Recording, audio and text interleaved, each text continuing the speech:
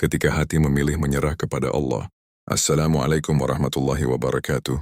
Saudaraku, pernahkah engkau merasa beban hidup ini begitu berat? Seolah-olah langit runtuh menimpa pundak, dan jalan di depan terasa gelap gulita. Hutang menumpuk, penyakit tak kunjung sembuh, pekerjaan terasa buntu, atau mungkin ada masalah keluarga yang membuat hati terasa pilu. Kita merasa telah berikhtiar sekuat tenaga, memeras keringat, menahan air mata, namun hasil yang didamba tak kunjung datang. Di titik itu kita seringkali bertanya, mengapa ya Allah? Mengapa semua ini harus terjadi padaku? Dan di titik itu pula, banyak dari kita yang jatuh dalam keputusasaan. Kita merasa seolah-olah sendirian, menanggung semua beban ini. Kita lupa bahwa di balik setiap kesulitan ada janji Allah yang tak pernah ingkar. Kita lupa bahwa ada kekuatan yang jauh lebih besar dari segala masalah yang kita hadapi, yaitu kekuatan Allah yang Maha Kuasa. Hari ini mari kita renungkan bersama sebuah konsep yang akan mengubah cara pandang kita terhadap hidup. Sebuah konsep yang bukan tentang menyerah pada keadaan, melainkan tentang menyerahkan segalanya kepada Allah. Ini adalah sebuah perjalanan spiritual yang akan membawa kita dari kegelisahan menuju ketenangan, dari kegelapan menuju cahaya. Ini istilah tentang tawakal, sebuah sikap hati yang paling indah, yang akan membebaskan kita dari belenggu kekhawatiran dan ketakutan. Memahami hakikat tawakal. Lebih dari sekadar berdoa, banyak dari kita yang salah memahami arti tawakal. Kita sering menganggap tawakal hanyalah duduk diam, berpasrah, dan menunggu keajaiban datang. Kita beranggapan, sudah tawakal saja, kalau rezeki tidak kemana. Ini adalah pemahaman yang keliru dan berbahaya. Tawakal bukanlah sebuah alasan untuk bermalas-malasan atau meninggalkan ikhtiar. Sebaliknya, tawakal adalah puncak dari sebuah ikhtiar yang maksimal. Mari kita analogikan seperti ini. Ketika seorang petani ingin menanam padi, ia tidak hanya berdoa agar padinya tumbuh subur. Ia harus bekerja keras.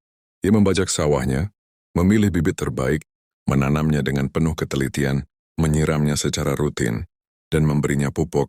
Setelah semua ikhtiar itu dilakukan, barulah ia berdoa dan menyerahkan hasilnya kepada Allah. Ia tahu, meskipun ia telah berusaha sekuat tenaga, ada faktor-faktor di luar kendalinya, seperti cuaca, hama, atau bencana alam. Disinilah letak tawakal yang sejati. Ia telah melakukan bagiannya, dan kini ia percaya penuh bahwa Allah akan melakukan bagiannya. Rasulullah Shallallahu Alaihi Wasallam bersabda, ikatlah untamu, lalu bertawakallah. Hadis ini mengajarkan kita sebuah pelajaran yang sangat mendalam. Unta adalah hewan yang bisa bergerak dan pergi. Mengikatnya adalah sebuah bentuk ikhtiar, sebuah tindakan preventif. Setelah unta diikat, barulah kita bertawakal kepada Allah. Kita tidak bisa mengharapkan unta kita tetap di tempat tanpa diikat, lalu menyalahkan takdir ketika unta itu hilang. Begitu pula dengan kehidupan kita. Kita tidak bisa mengharapkan kesuksesan tanpa bekerja keras, mengharapkan kesembuhan tanpa berobat, atau mengharapkan rezeki tanpa menjemputnya. Mengapa kita perlu menyerahkan semua kepada Allah? Ada banyak alasan mengapa menyerahkan segala urusan kepada Allah adalah pilihan terbaik. Pertama, Allah Maha mengetahui, sedangkan kita terbatas. Kita hanya bisa melihat apa yang ada di depan mata. Kita tidak tahu apa yang terbaik untuk kita di masa depan. Bisa jadi, sesuatu yang kita anggap buruk hari ini, ternyata adalah kebaikan yang sangat besar di masa depan. Allah berfirman dalam Al-Quran, boleh jadi kamu membenci sesuatu, padahal ia amat baik bagimu. Dan boleh jadi pula kamu menyukai sesuatu, padahal ia amat buruk bagimu. Allah mengetahui, sedang kamu tidak mengetahui. Al-Baqarah 216. Kita seringkali memaksakan kehendak kita kepada Allah. Kita ingin A, B dan C terjadi padahal Allah tahu bahwa yang terbaik untuk kita adalah X, Y, dan Z. Ketika kita bersikukuh dengan keinginan kita akan merasa kecewa dan frustasi ketika apa yang kita harapkan tidak terwujud. Namun ketika kita menyerahkan semua kepada Allah, kita akan merasa damai. Karena kita tahu bahwa apapun yang terjadi, itu adalah yang terbaik menurut skenarionya yang maha sempurna. Kedua, Allah Maha Kuasa, sedangkan kita lemah. Kita seringkali terlalu percaya diri dengan kekuatan dan kemampuan kita sendiri. Kita merasa bisa mengendalikan segalanya, padahal kita tidak punya kuasa sedikit pun atas nasib kita. Hati kita bisa saja berdebar kencang saat ini, dan esok hari bisa saja berhenti selamanya. Rezeki yang kita genggam erat hari ini bisa saja hilang dalam sekejap. Ketika kita menyadari kelemahan kita akan berhenti mengandalkan diri sendiri dan mulai mengandalkan Allah. kita akan menyadari bahwa keberhasilan kita bukanlah karena kehebatan kita, melainkan karena pertolongan Allah. Kegagalan kita bukanlah karena kebodohan kita, melainkan karena Allah ingin mengajarkan sesuatu kepada kita. Dengan menyadari kelemahan ini, kita akan menjadi hamba yang rendah hati dan selalu bersyukur. Ketiga, menyerahkan semua kepada Allah akan mendatangkan ketenangan hati. Kekhawatiran adalah salah satu penyakit hati yang paling berbahaya. Kita khawatir tentang masa depan, khawatir tentang rezeki, khawatir tentang kesehatan, khawatir tentang anak-anak kita. Kekhawatiran ini menggerogoti energi kita, merampas kebahagiaan kita, dan membuat kita sulit tidur. Ketika kita menyerahkan segala kekhawatiran kita kepada Allah, kita akan merasa seperti meletakkan beban yang sangat berat dari pundak kita. Kita tahu, ada yang maha mengurus segala urusan. Kita tahu, ada yang maha melindungi dari segala mara bahaya. Kita tahu, ada yang maha mencukupi segala kebutuhan. Ketika hati kita terhubung dengan Allah, ketenangan akan datang dengan sendirinya. Langkah-langkah praktis untuk menyerahkan semua kepada Allah. Menyerahkan semua kepada Allah bukanlah sebuah teori kosong, melainkan sebuah praktik nyata yang harus kita jalani setiap hari. Berikut adalah beberapa langkah praktis yang bisa kita lakukan. Langkah pertama, perbaiki ikhtiar kita. Seperti yang telah dijelaskan sebelumnya, tawakal yang sejati adalah puncak dari sebuah ikhtiar. Jangan pernah malas-malasan. Lakukanlah yang terbaik yang bisa kita lakukan. Jika kita ingin rezeki lancar, bekerjalah dengan giat dan jujur. Jika kita ingin sembuh, berobatlah dan jagalah kesehatan kita. Jika kita ingin anak-anak kita soleh, didiklah mereka dengan baik dan berikan mereka contoh yang baik. Ikhtiar ini bukan hanya tentang usaha fisik, tetapi juga usaha spiritual. Berikhtiarlah untuk memperbaiki salat kita, membaca Al-Quran setiap hari, bersedekah, dan berbuat baik kepada sesama. Semua ini adalah bagian dari ikhtiar kita untuk mendekatkan diri kepada Allah. Langkah kedua, perbaiki niat kita. Niat adalah fondasi dari setiap perbuatan. Ketika kita melakukan sesuatu, tanyakan pada diri kita, untuk apa aku melakukan ini? Apakah kita bekerja hanya untuk mendapatkan uang? Ataukah kita bekerja juga untuk mencari ridha Allah? Apakah kita berobat hanya untuk sembuh? Ataukah kita berobat juga sebagai bentuk syukur atas nikmat kesehatan yang telah diberikan?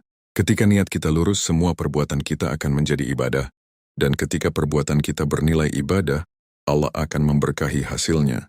Meskipun hasilnya tidak sesuai dengan yang kita harapkan, kita tidak akan merasa sia-sia. Karena kita tahu bahwa kita telah mendapatkan pahala dari setiap ikhtiar yang kita lakukan. Langkah ketiga, tingkatkan doa kita.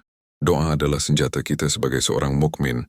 Doa adalah jembatan yang menghubungkan kita dengan Allah. Jangan pernah meremehkan kekuatan doa. Doa bisa mengubah takdir, bisa mendatangkan rezeki yang tak terduga, dan bisa memberikan ketenangan di tengah badai. Berdoalah dengan penuh keyakinan. Yakinlah bahwa Allah Maha mendengar dan Maha mengabulkan. Jangan pernah ragu atau putus asa. Berdoalah dengan sungguh-sungguh, seolah-olah kita sedang berbicara dengan sahabat terdekat kita. Ceritakan semua keluh kesah kita, semua harapan kita, dan semua ketakutan kita. Langkah keempat, pasrahkan hasilnya kepada Allah. Setelah kita melakukan semua ikhtiar dan doa, saatnya untuk menyerahkan semua hasilnya kepada Allah. Apapun yang terjadi, terima dengan lapang dada. Jika berhasil, bersyukurlah. Jika gagal, bersabarlah. Ingat, kegagalan bukanlah akhir dari segalanya. Kadang kegagalan adalah cara Allah untuk menghentikan kita dari sesuatu yang buruk, atau cara Allah untuk mengarahkan kita ke jalan yang lebih baik. Belajarlah dari setiap kegagalan, bangkit kembali, dan mulai lagi dari awal. Kisah satu inspiratif tentang tawakal. Sejarah Islam dipenuhi dengan kisah-kisah inspiratif tentang tawakal. Kisah-kisah ini mengajarkan kita bahwa tawakal bukanlah hal yang mustahil untuk dilakukan, bahkan dalam situasi yang paling sulit sekalipun. Kisah Nabi Ibrahim alaihissalam. Ketika Nabi Ibrahim dilemparkan ke dalam api oleh Raja Namrud, beliau tidak gentar sedikit pun. Malaikat Jibril datang menawarkan bantuan, tetapi Nabi Ibrahim menolaknya dengan berkata, Hasbunallah wa ni'mal wakil. Cukuplah Allah bagiku dan dialah sebaik-baik penolong. Ia percaya penuh bahwa Allah akan melindunginya. Dan benar saja, Allah memerintahkan api untuk menjadi dingin dan menyelamatkan Nabi Ibrahim. Ini adalah contoh tawakal yang paling sempurna. Kisah Nabi Ayub alaihissalam. Nabi Ayub adalah seorang nabi yang kaya raya dan memiliki keluarga yang bahagia. Namun Allah mengujinya dengan mengambil semua hartanya, keluarganya, dan memberinya penyakit yang sangat parah. Beliau menderita selama bertahun-tahun tetapi tidak pernah mengeluh. Beliau tetap bersabar dan bertawakal kepada Allah. Pada akhirnya, Allah mengembalikan semua yang telah diambil darinya, bahkan melipat gandakannya. Kisah Nabi Musa alaihissalam, ketika Nabi Musa dan kaumnya dikejar oleh Firaun dan pasukannya, mereka sampai di tepi laut. Di depan mereka adalah lautan yang luas, dan di belakang mereka adalah musuh yang kejam. Kaumnya mulai panik dan berkata, "Kita pasti akan binasa." Namun, Nabi Musa dengan tenang menjawab, "Sekali-kali tidak. Sesungguhnya Tuhanku bersamaku, Dia akan memberi petunjuk kepadaku." Asy-Syu'ara 62. Dengan tawakal yang kuat, Allah memerintahkan Nabi Musa untuk memukulkan tongkatnya ke laut, dan laut pun terbelah, memberikan jalan bagi mereka. Buah manis dari menyerahkan semua kepada Allah. Ketika kita berhasil mempraktikkan tawakal dalam hidup kita, kita akan merasakan buah-buah manisnya. Pertama, ketenangan batin. Seperti yang telah dijelaskan sebelumnya, tawakal akan membebaskan kita dari belenggu kekhawatiran dan ketakutan. Hati kita akan menjadi lebih tenang, lebih lapang, dan lebih damai. Kita akan menjalani hidup dengan penuh rasa syukur dan optimisme. Kedua, rezeki yang tak terduga. Allah berjanji dalam Al-Quran, dan barang siapa yang bertawakal kepada Allah, niscaya Allah akan mencukupkan keperluannya. At-Thalaq 3. Ketika kita bertawakal, Allah akan membuka pintu-pintu rezeki dari arah yang tidak kita duga. Bisa jadi rezeki itu berupa materi, tetapi bisa juga berupa kesehatan, kebahagiaan atau anak-anak yang soleh. Ketiga, keberkahan dalam hidup. Ketika kita menyerahkan semua kepada Allah, Allah akan memberkahi setiap langkah kita, setiap usaha kita, dan setiap hasil yang kita dapatkan. Keberkahan ini akan membuat hidup kita terasa lebih berarti, lebih bermanfaat, dan lebih membahagiakan. Keempat, kedekatan dengan Allah. Tawakal adalah salah satu bentuk ibadah hati yang paling agung. Ketika kita bertawakal, kita sedang menunjukkan betapa besar rasa percaya kita kepada Allah. Kedekatan ini akan membuat kita merasa selalu dilindungi, selalu dicintai, dan selalu dibimbing oleh Allah. Penutup, mulailah hari ini. Saudaraku, mungkin di antara kita ada yang saat ini sedang merasa lelah, merasa putus asa, atau merasa sendirian. Izinkan aku memberitahu sebuah rahasia. Engkau tidak pernah sendirian. Ada Allah yang Maha Kuasa, yang Maha Mencukupi, yang Maha Menyayangi, yang selalu ada untukmu. Mulailah hari ini untuk melepaskan segala kekhawatiranmu. Mulailah hari ini untuk menyerahkan semua urusanmu kepada Allah. Lakukanlah ikhtiar terbaikmu. Panjatkanlah doa yang tulus, dan pasrahkanlah hasilnya kepadanya. Yakinlah bahwa di balik setiap kesulitan ada janji Allah yang menanti. Yakinlah bahwa setelah kesulitan pasti ada kemudahan.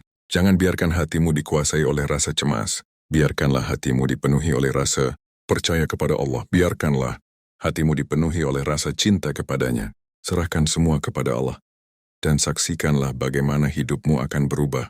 Engkau akan menemukan ketenangan yang selama ini engkau cari, kebahagiaan yang selama ini engkau dambakan, dan kedekatan dengan Allah yang tak ternilai harganya. Semoga Allah senantiasa membimbing kita semua, menguatkan hati kita, dan menjadikan kita hambanya yang bertawakal. Wassalamualaikum warahmatullahi wabarakatuh.